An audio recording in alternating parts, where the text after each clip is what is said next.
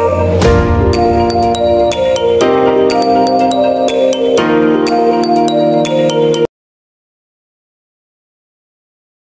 students, in this video we'll study sample question paper of grade 10 biology that was provided by Council for the session 2024-2025.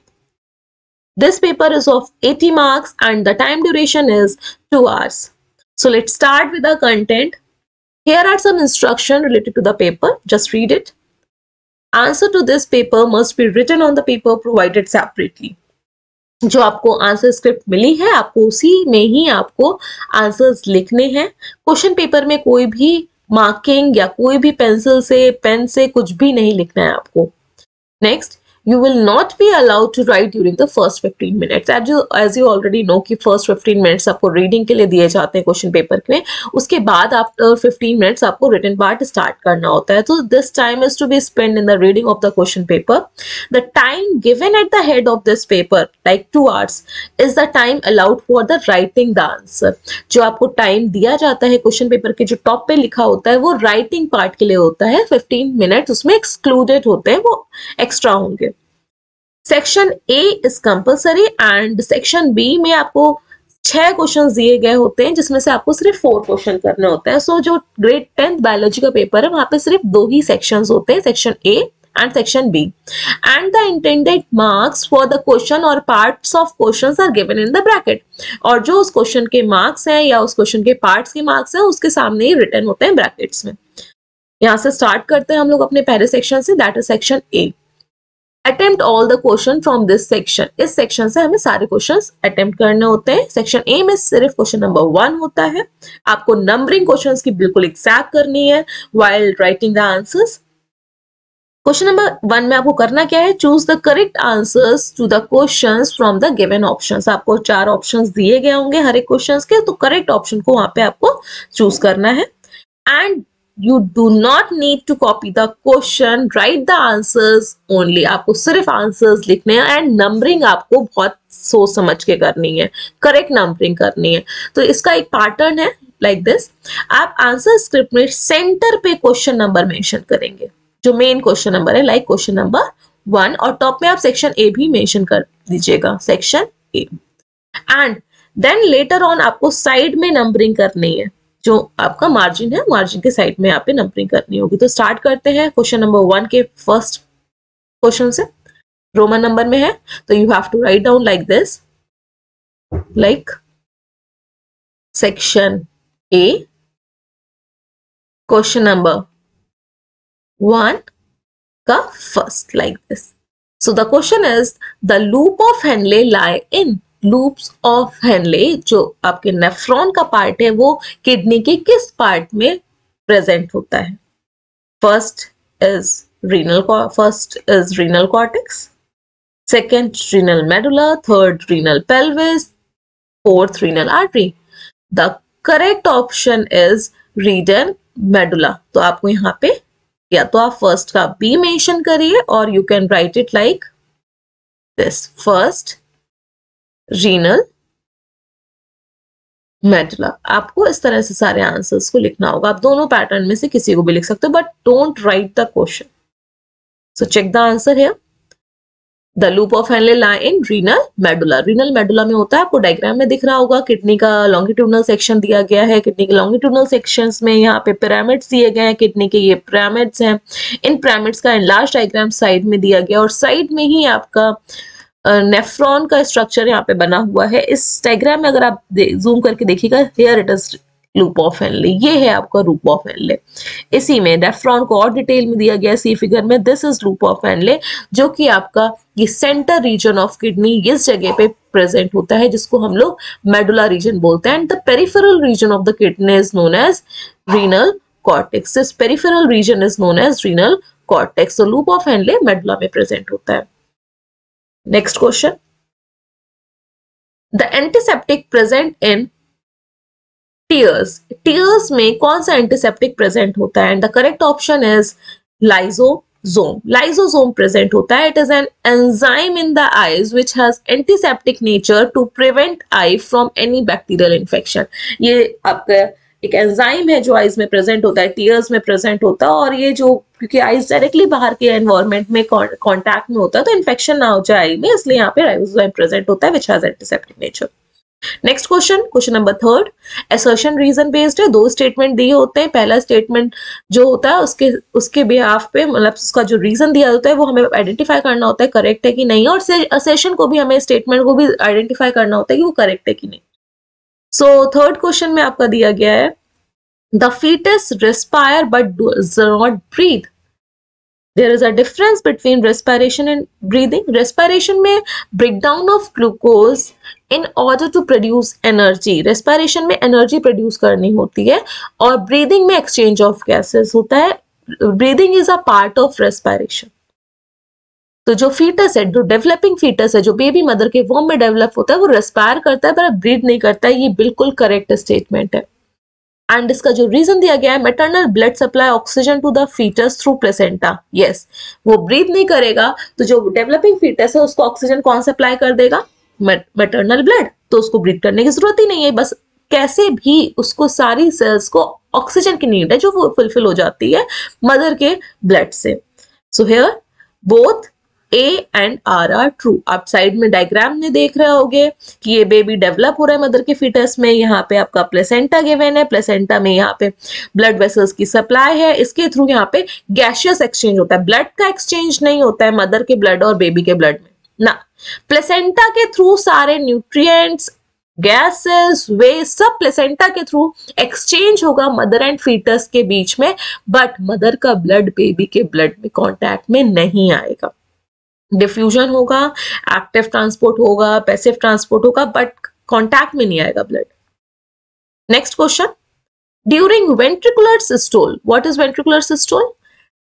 जब आपके heart के जो ventricles है वो contract करेंगे उस कंडीशन को हम लोग बोलते हैं ventricular systole. The atrioventricular walls, उनकी कंडीशन क्या होती है, एंड सेमीलूनर वॉल्स, उनकी कंडीशन क्या होती है? तो जो एट्रीवेंट्रिकुलर वॉल्व होते हैं वो क्लोज होते हैं एंड सेमी जो लूनर वॉल्स होते हैं वो ओपन होते हैं। So the correct option is ए।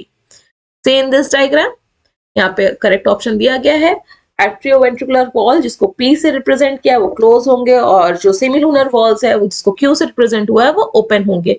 अगर आप डायग्राम में देख रहे होंगे तो ये वेंट्रिकल कॉन्ट्रैक्ट करते हैं, यहाँ से ये वेंट्रिकल कॉन्ट्रैक्ट करेंगे, और जब वेंट्रिकल कॉन्ट्रैक्ट करेंगे तो जो वेंट्रिकल में यहाँ पे ब्लड प्रेजेंट है, जस्ट अ मिनट, जो यहाँ पे आपका ब्लड प्रेजेंट है दोनों ही वेंट्रिकल से रेस्पेक्टिव प्लेस में जाना है। तो राइट वेंट्रिकल से ये पल्मोनरी आर्टरी के थ्रू होते हुए लंग्स में जाएगा, एंड लेफ्ट वेंट्रिकल से ये आपका एओर्टा के थ्रू होते हुए पूरी बॉडी में सप्लाई होगा। सो ये दोनों ही वॉल्व्स जो कि पल्मोनरी आर्टरी और एओर्टा पे प्रेजेंट है इनको हम बोलते हैं सेमीलूनर वॉल्व्स। तो इनका उस समय ये जो होंगे ये ओपन होंगे। एंड जो एट्रियोवेंट्रिकुलर वॉल्व है, एट्रियोवेंट्रिकुलर वॉल्व क्यों बोल रहे हैं? Because these are present in between the atria and ventricle. Atria and ventricle तो आपको डायग्राम में दिख रहा होगा, ये दोनों ही वॉल्व क्लोज है, क्योंकि अगर ये दोनों ओपन हो गए वॉल्व तो ब्लड एट्रिया में चला जाएगा, ऐसा नहीं होना है। तो एट्रियोवेंट्रिकुलर वॉल्व क्लोज है और सेमीलूनर वॉल्व्स ओपन होते हैं during ventricular systole. Next question, the two cerebral hemisphere, जो ब्रेन का पार्ट है, 2 सेरिब्रल हेमिस्फीयर होते हैं, वो are joints by a sheet of fibres. एक जॉइंट कनेक्शन से कनेक्ट होते हैं, फाइबर फिब्रस कनेक्शन से, उसको क्या बोलते हैं? The answer is corpus callosum. ये आपका आंसर है कॉर्पस कोलोसम। आपको डायग्राम में देखिएगा दीज आर 2 सेरिब्रल हेमिस्फीयर, और ये दोनों ही हेमिस्फीयर किससे कनेक्टेड है? सेंटर पे, इस जगह पे। पहले तो एक फिशर होती है, फिशर मतलब एक गैप होता है, पतला सा फाइन गैप, और अंदर जाके ये एक फिब्रस कनेक्टिव टिश्यू से कनेक्टेड है जिसको कि हम क्या बोल रहे हैं? Corpus callosum. ये आपका अप साइड से डायग्राम है, ऊपर वाले डायग्राम में आप देखिएगा, here it is corpus callosum, ये एरो से आपको रिप्रेजेंट कर रहे हैं। This part is known as corpus callosum. इसी से ही दोनों आपके जो लोब्स होते हैं या सेरिब्रल हेमिस्फीयर होते हैं वो कनेक्टेड होते हैं। Moving to next question. The onset of menstruation in human female में जब menstrual cycle start होती है, then it is known as मेनार्के, उसको हम लोग मेनार्के बोलते हैं। और जब स्टॉप होती है तब हम उसको मेनोपॉज बोलते हैं। जब स्टॉप होगी तो मेनोपॉज, और जब स्टार्ट होगी then it is known as menarche. Next, assertion reason based question. Assertion: rods and cones are photoreceptor in the sclera of the eyeball. Eyeball का स्ट्रक्चर हमें पता होना चाहिए। eyeball consists of how many layers? 3 layers. Outermost is known as sclera. Next to the sclera is choroid layer. It is choroid. Sclera के बाद जो layer होती है वो कोरोइड लेयर होती है, डार्क कलर होती है, हाईली वेस्कुलराइज्ड होती है क्योंकि इसी में ही ब्लड वेसल्स की सप्लाई होती है। And the innermost layer is known as retina. जो सबसे अंदर वाली लेयर होती है वो रेटिना होती है, जिसमें कि आपके ये फोटो रिसेप्टर प्रेजेंट होते हैं और ये स्क्रीन की तरह काम करती है क्योंकि रेटिना में ही आपकी सेंसरी सेल्स हैं, फोटो रिसेप्टर हैं जो कि सेंस करेंगे लाइट को जो परसीव हो रही है या एंटर कर रही है आई में, तो ये स्क्रीन की तरह काम करती है। तो फोटो रिसेप्टर्स जो होते हैं वो रेटिना में प्रेजेंट होते हैं, not in the sclera, as sclera is the outermost. तो ये स्टेटमेंट तो फॉल्स हो गया। रीजन क्या दिया गया है? Rods are sensitive to dim light. हाँ, रीजन तो सही है, रॉड्स जो होते हैं वो डिम लाइट के लिए वर्क करते हैं और जो कोन्स होते हैं वो ब्राइट लाइट में काम करते हैं, लाइट वाली कंडीशन में काम करते हैं। So the here answer is A is false and R is true. A false है, आर ट्रू है। आप साइड में गिवन डायग्राम में आप देख सकते हैं ये इनर मोस्ट जो लेयर है इट इज रेटिना। रेटिना में आपको यहाँ पे सेल्स दिख रही होंगी। सेल्स के शेप के बेसिस पे हमने यहाँ पे दो नाम दिए हैं। जो कोन सेल को आप देखोगे, थोड़ा सा जूम करके देखिएगा, ये कोनिकल इन शेप है, ग्रीन कलर से, रेड कलर से एंड ब्लू कलर से शो हो रहा है, that's why we name them as cone cells. And जो रॉड्स को आप देखोगे जो डिम लाइट में काम करते हैं, रात के टाइम में काम करते हैं या कम लाइट होती है, तो ये रॉड शेप के हैं, इसलिए हमने इनका नाम क्या रखा है? रॉड सेल्स, और ये रेटिना में प्रेजेंट होते हैं। Next question,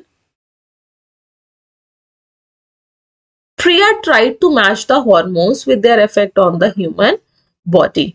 She tabulated the pairs as follows. Hormone क्या है? P and Q. Effect on body, पहला P का काम दिया गया है stimulate the conversion of glycogen to glucose, and Q का काम दिया गया है reabsorption of water by nephron. तो पहले तो हम ये समझते हैं कि हाँ, हार्मोन्स होते क्या है? हार्मोन्स वो सब्सटेंसेस होते हैं जो कि मैसेज कन्वे करते हैं दूसरे ऑर्गन पे या दूसरी सेल्स पे। एक मैसेज का काम दूसरा करेगा, जिसको मैसेज दे रहे होंगे वो काम करेगा, बट ये मैसेंजर का काम करते हैं। सो जो स्टिमुलेट करता है वो हार्मोन जो कि ग्लाइकोजन कन्वर्ट हो जाए ग्लूकोज में, उस हार्मोन का नाम है ग्लूकेगॉन। जब आपकी ब्लड में ब्लड शुगर लेवल डाउन हो जाता है तब ये ग्लूकेगॉन हार्मोन वर्क करेगा। एंड जब यहाँ पे हम दूसरे हार्मोन को भी स्टडी कर लेते हैं, बस एक चीज याद रखिएगा, हम लोग स्पेसिमेन जो स्टडी कर रहे हैं 24-25 का, ये बहुत ज्यादा इंपॉर्टेंट होता है। बहुत सारे इन टॉपिक्स जो इसमें दिए रहते हैं क्वेश्चन पेपर में, उससे आगे पीछे के क्वेश्चंस भी बनने के चांसेस रहते हैं। तो अगर हमने यहाँ पे इस क्वेश्चन में ग्लूकेगॉन को पढ़ा है तो हमें इसका जस्ट अपोजिट हार्मोन को पढ़ना नेसेसरी है, which is known as insulin. जब ब्लड में ब्लड शुगर लेवल हाई हो जाएगा, ब्लड शुगर लेवल हाई हो जाएगा, तब आपका हार्मोन सिक्रीट होगा जिसका नाम होता है इंसुलिन। ये जस्ट अपोजिट फंक्शन करता है, ग्लूकोज को ग्लाइकोजन में कन्वर्ट करने में रोल प्ले करेगा, वो नहीं करेगा बट मैसेज कन्वे करेगा लिवर की सेल को। नेक्स्ट, क्यू हार्मोन के बारे में स्टडी कर लेते हैं। क्यू हार्मोन में दिया गया है reabsorption of water bye nephrons. Nephrons water को रीअब्सॉर्ब कब करेंगे? जब आपकी बॉडी में पानी की कमी होगी, वाटर की ज्यादा नीड होगी, तो यूरिन कंसंट्रेटेड हो बट यूरिन का अमाउंट कम हो, तो ये हार्मोन का जो ये हार्मोन है रोल प्ले करेगा। इसका नाम है वेसोप्रेसिन या एडीएच, एंटी डायूरेटिक हार्मोन भी बोल सकते हैं, या इसका दूसरा नाम है vasopressin. So here the correct option is C glucagon, P वाला ग्लूकेगॉन है, क्यू वेसोप्रेसिन है। आप डायग्राम में देखिए कहाँ पे पेनक्रियाज लोकेटेड है, सी इन दिस डायग्राम। यहाँ पे पेनक्रियाज है, ये पेनक्रियाज है, इंसुलिन ग्लूकेगॉन को सिक्रीट करेगा, ये हार्मोन का काम करता है, as well as pancreas also secretes digestive enzyme, so it is known as mixed gland. यहाँ पे अभी डिटेल में इसके बारे में नहीं स्टडी करेंगे। सेम इन दिस डायग्राम, यहाँ पे ये पिट्यूटरी है, ब्रेन में प्रेजेंट है, एनलार्ज करके यहाँ पे दिया गया है।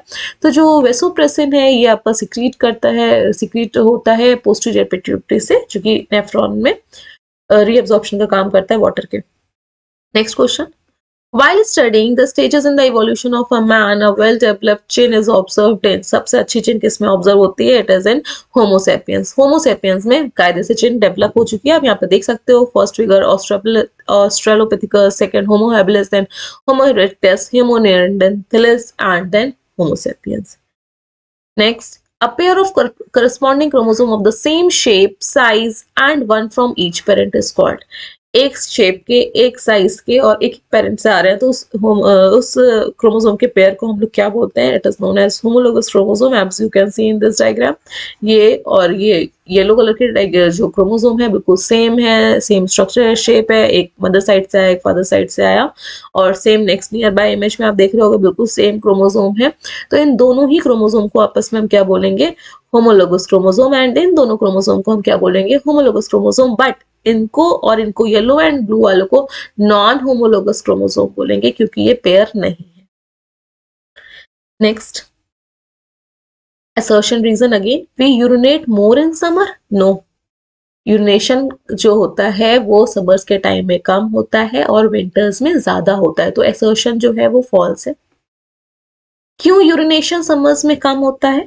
Because sweat glands are more active in summer. ये बिल्कुल करेक्ट है, स्वेट ग्लैंड्स अब ज्यादा एक्टिव होंगी तो स्वेटिंग के थ्रू वाटर का लॉस हो रहा होगा, जिसकी वजह से यूरिनेशन जो होगा वो कम हो जाएगा। सो the correct option is A is false and R is true. A false है, R true है। Next, Rahul inserted a hairpin into his right ear to remove wax. He felt sudden sharp pain without loss of hearing. बहुत ज्यादा उसको pen हुआ, sorry without नहीं, with loss of hearing, और उसको सुनाई देना बंद हो गया। दिस वॉज ड्यू टू, ये क्यों हुआ? Because of the rupture of ear drum. Ear drum में रप्चर की वजह से। आप डायग्राम में देखिएगा, एक पेन है, यहाँ से वो वैक्स को क्लीन कर रहा था, बट जब ये पेन टच कर जाती, हार्म करती है यहाँ पे ईयर ड्रम को, और ईयर ड्रम जब आपका रप्चर हो गया तो सुनाई देना बंद हो जाएगा। Next, again assertion and reason based question, all food chains begin with herbivores? No, all food chains starts with plants. Plant से स्टार्ट होते हैं, प्लांट्स को हम लोग क्या बोलते हैं? प्रोड्यूसर्स, बिकॉज ये प्रोड्यूस करते हैं हमारे लिए food. Ultimately all food chain starts with producers, so ये आपका असर्शन फॉल्स हो गया। Green plants are heterotrophs? No, green plants are producers, both are false. So the correct option is both A and R are false. यहाँ पे food chain मैंने side में दे रखी है। सनलाइट से एनर्जी किसने ट्रैप करी? ग्रास ने, देन हर्बीवोर्स ने ली, फिर उसके बाद सेकेंडरी कंज्यूमर एंड लास्ट में tertiary consumers. Next, a biology teacher asked his student to give 2 example of vestigial organs in human body. Vestigial organ वो organ होते हैं जो persist तो कर रहे हैं हमारी बॉडी में, बट उनका कोई भी रोल नहीं है। तो राज ने जो आंसर दिया, बोला कि wisdom tooth and pinna. Sonu ने जो आंसर दिया, body hair and large intestine. Wisdom tooth last में वाले दांत होते हैं बिल्कुल माउथ में लास्ट में, तो वो बहुत ही लेटर ऑन स्टेजेस में निकल रहे हैं और वहां तक कोई च्यू भी नहीं करता है। सेम एज पिन्ना जो ईयर का पार्ट है, आउटर मोस्ट कवरिंग प्रेजेंट है, वहां पे प्रेजेंट होता है। लता ने बोला कि वर्मीफॉर्म अपेंडिक्स है एंड विजडम टूथ है। अभय ने बोला कि पिन्ना एंड ऑसिकल है। तो इनमें हमें बॉडी हेयर हमें प्रोटेक्ट करने का काम करते हैं। लार्ज इंटेस्टाइन में एब्जॉर्प्शन होता है वाटर का, and year ossicle sound vibrations को एम्पलीफाई करते हैं। तो जो करेक्ट ऑप्शन दिया था वो राज एंड लता ने दिया था। तो here the option is Raj and Lata. Raj and Lata बिल्कुल करेक्ट थे। तो एक बार हम लोग हाईलाइट कर लेते हैं जो वेस्टिजियल ऑर्गन है ह्यूमन बॉडी में। विजडम टीथ आएंगे वेस्टिजियल ऑर्गन में, पिन्ना आएगा वेस्टिजियल ऑर्गन में, वर्मीफॉर्म अपेंडिक्स आएंगे। ये 3 जो हैं आपके वेस्टिजियल ऑर्गन है in human body. Next question, During a practical exam, a plant cell in a particular solution was placed under a compound microscope. एक plant cell है जो कि एक solution में placed है, उसको observe किया compound microscope में. Student were told to observe the cell. Student को बोला कि आप उस cell को observe करो and name the tonicity of the solution.